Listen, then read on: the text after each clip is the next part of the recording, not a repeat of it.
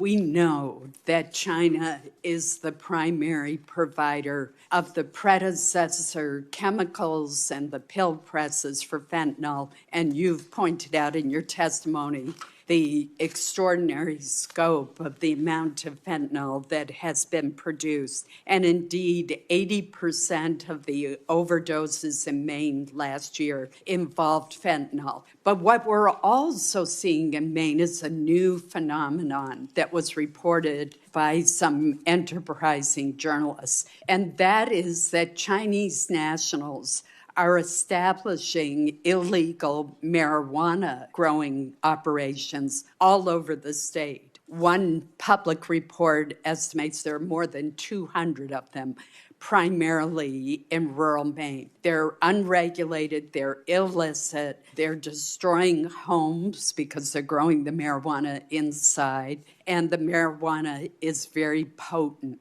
What is the FBI doing to support local, county, and state officials?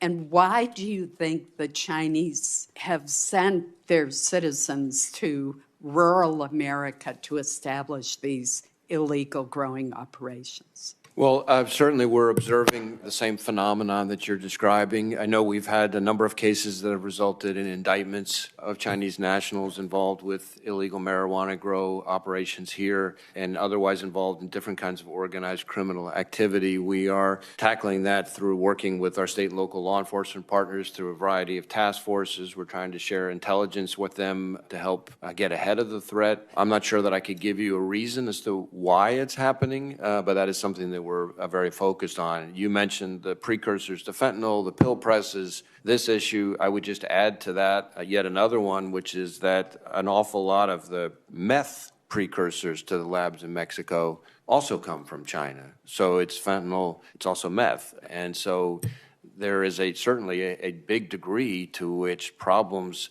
that we are experiencing here in an acute way source back to them.